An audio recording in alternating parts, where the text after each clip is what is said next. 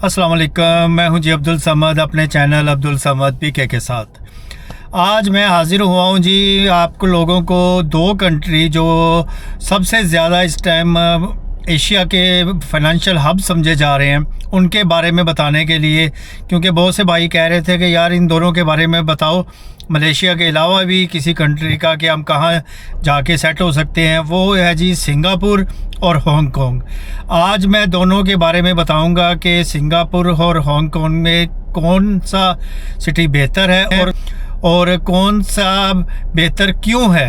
आज सारी मैं डिटेल से आपको स्टेप बाय स्टेप दोनों कंट्री के बारे में बताऊंगा, क्योंकि अभी देखा जाए तो बहुत से स्टूडेंट्स, बहुत से जो ओनर्स हैं कंपनीज़ के और बहुत से लोग जो कारोबार करना चाहते हैं आउट ऑफ कंट्री में, वो इस टाइम बहुत कंफ्यूज हैं कि दोनों में से कौन सा चूज़ करें जहां पे मतलब कि उनका कारोबार बेहतर हो या वो पढ़ाई अगर करना चाह रहे हैं उनकी स्टूडेंट लाइफ बेहतर हो। तो बहुत ज़्यादा कंफ्यूज है। उस कंफ्यूजन को दूर करने के लिए मैं आपको दोनों कंट्रीज़ के बारे में सब कुछ बताऊंगा, जिसमें आप बिज़नेस क्या कर सकते हैं, कौन सा आसान है, उसकी एमिग्रेशन दोनों की, सिंगापुर और हांगकांग की, इसके अलावा इनकी यूनिवर्सिटी किसकी अच्छी है, इसमें तालीम किसकी अच्छी है, हर चीज़ आपको मैं क्लियर कर दूंगा आपका माइंड कि दोनों में से आपको चूज़ करने में आसानी होगी कि आप कहाँ जाके रिलोकेट करना चाह रहे हैं, पढ़ना चाह रहे हैं या कारोबार करना चाह रहे हैं। अभी वीडियो शुरू करने से पहले जो भाई पहली दफ़ा आया मेरे चैनल पे, वेलकम, और लाइक करे, सब्सक्राइब करे, ताकि आइंदा भी उसको information videos, right information videos उस तक पहुंच सकें फौरी तौर पे। तो अभी हम वीडियो शुरू करते हैं अपनी। सिंगापुर और हांगकांग जी दोनों ही एक छोटे हैं लेकिन पावरफुल, वर्ल्ड पावरफुल सिटीज़ हैं दोनों। तो है छोटे लेकिन पावरफुल हैं। इनके टैक्स सिस्टम बेहतर है और लाइफस्टाइल जो है बहुत फास्ट है, ठीक है। तो दोनों के ही लाइफस्टाइल बहुत फास्ट है और इंफ्रास्ट्रक्चर ज़बरदस्त, और इसके अलावा इकॉनमी दोनों की आउट क्लास है। लेकिन अगर हम देखें ग्राउंड रियलिटी की, ये सिर्फ जो नज़र आ रहा है वो बता रहा हूँ आपको, जो हम अगर ग्राउंड रियलिटी देखें तो उसमें बहुत ज़्यादा डिफरेंसेस हैं दोनों सिटीज़ में। अब मैं आपको बताता हूँ डिफरेंसेस क्या क्या है। इसमें जो मैं चीज़ें आपको बताऊंगा उसमें jobs, cost of living, visa और इमिग्रेशन सिस्टम, एजुकेशन, स्टूडेंट्स के लिए ऑप्शन और बिजनेस इन्वायरमेंट के हवाले से, लाइफस्टाइल, सेफ्टी, ग्रोथ अपॉर्चुनिटी और लॉज जो हैं किसके बेहतर हैं, ये चीज़ें मैं आपको क्लियर करूंगा। बस लास्ट में आपको बताऊंगा, वीडियो पूरी देखिएगा, लास्ट में आपको बताऊंगा दोनों में से कौन सा सिटी किस किस्म के लोगों के लिए बेहतर है, कौन लोग इस सिटी में जाएं हांगकांग में, कौन लोग जो हैं वो सिंगापुर में ज़्यादा सेट रहेंगे। तो अब मैं बताता हूँ सिंगापुर और हांगकांग की इकॉनमी दोनों की बहुत हाई है, बहुत हाई है, लेकिन इनमें मगर फोकस जो है दोनों का डिफरेंट है। पहले आते हैं सिंगापुर। सिंगापुर का जॉब मार्केट बहुत ज़्यादा हांगकांग से बेहतर है। जॉब मार्केट जिसमें आईटी है, IT, finance, logistic, health care, engineering, और इन सब में फॉरेनर के लिए अपॉर्चुनिटी सबसे ज़्यादा है, ठीक है। और हांगकांग जो है वो financially, trading, stock market, banking में आपको पता है टॉप पे है। और एक और बात, हांगकांग में इन्वेस्टमेंट जो फर्म्स हैं वो बहुत ज़्यादा है और बहुत ही मतलब कि एतमाद, ट्रस्टेड है। लेकिन अभी रिसेंट जो पीछे मतलब कि वहाँ पे वो हुए थे, प्रोटेस्ट हुए थे, उस वजह से थोड़ा सा इनकी मार्केट वैल्यू डाउन हुई है। तो उस प्रोटेस्ट और पॉलिटिकल जितने भी अब उनका वो सिस्टम चल रहा है, थोड़ा सा प्रॉब्लम आ रही है उस वजह से। सिर्फ इसमें इस चीज़ में आपको बता दूं, जॉब अवेलेबिलिटी और मतलब के बिज़नेस के हवाले से, अगर आप मतलब लॉन्ग टर्म बिज़नेस के हवाले से देखें तो सिंगापुर बेस्ट है। अब हम बात करते हैं कॉस्ट ऑफ लिविंग की। हांगकांग और सिंगापुर, बस सिंगापुर, क्योंकि किसी को अगर किसी भी कंट्री में जाना है सबसे पहले वो जो चीज़ें सर्च करता है उसमें फिनेंशियली और कॉस्ट ऑफ लिविंग सर्च करता है कि कितना अमाउंट हो, कितना बजट हो और कितना कैसे हम एक्सपेंस कर सकते हैं। ये सबसे ज़्यादा अहम बात है जो मैं बताने वाला हूँ आपको। तो इसमें थोड़ा सा है कि वो एक्सपेंसिव है सिंगापुर में जो रेंट है अपार्टमेंट के रिहाइश का वो हाई है जी, ठीक है। और वो आपको पता है कि हाई जितने भी दुनिया में कंट्री हैं हाई रेंट वाले उनमें आता है। दूसरा जो फूड है, फूड ऊपर नीचे हो जाता है, थोड़ा सस्ता भी मिल जाता है, ये आपके यहाँ चॉइस पे भी है। तीसरे नंबर पे जो ट्रांसपोर्टेशन है वो अच्छी है, बहुत आउट क्लास है लेकिन सस्ती है।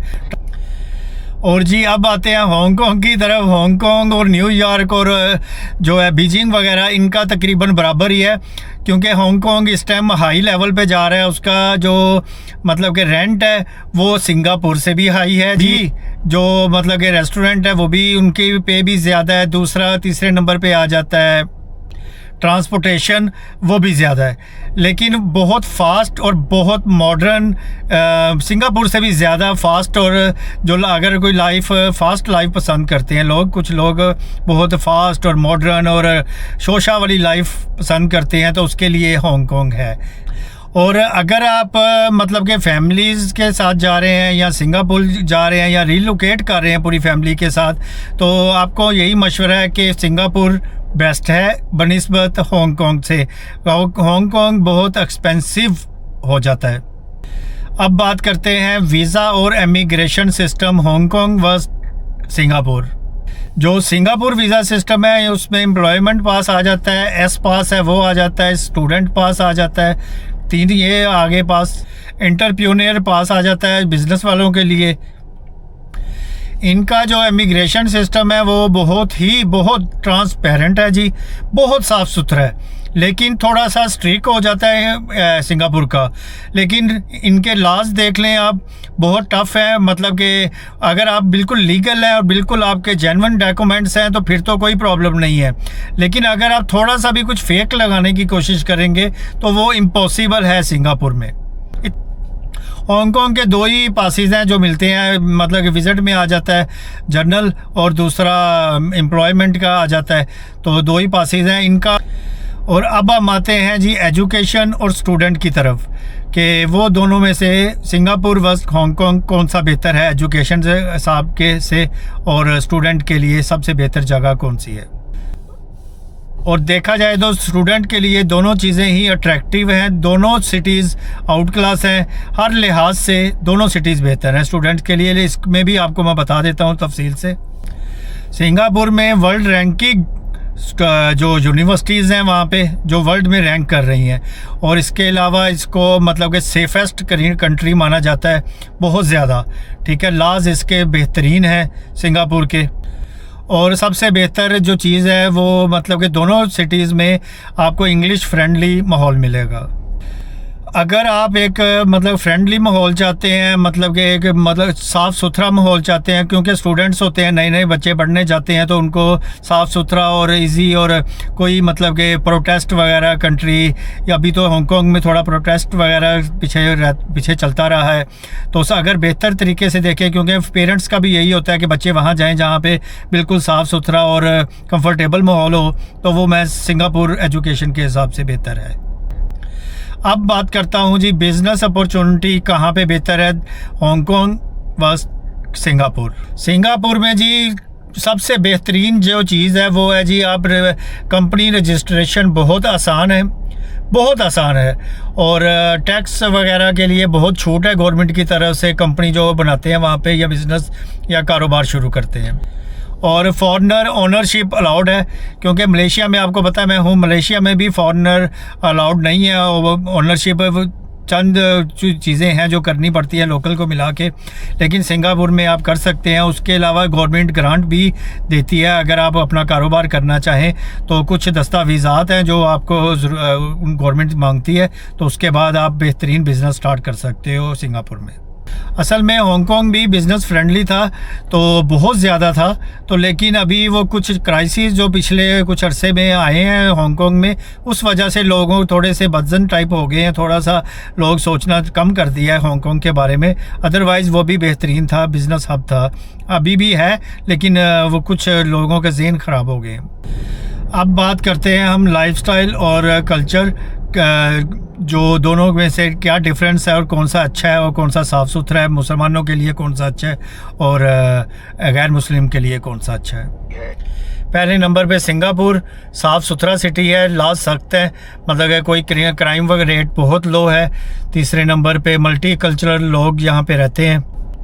और अगर हांगकांग में देखा जाए तो नाइट लाइफ और इसके अलावा फास्ट तरीन लाइफ वहाँ पे गुजारी जा रही है लोगों की।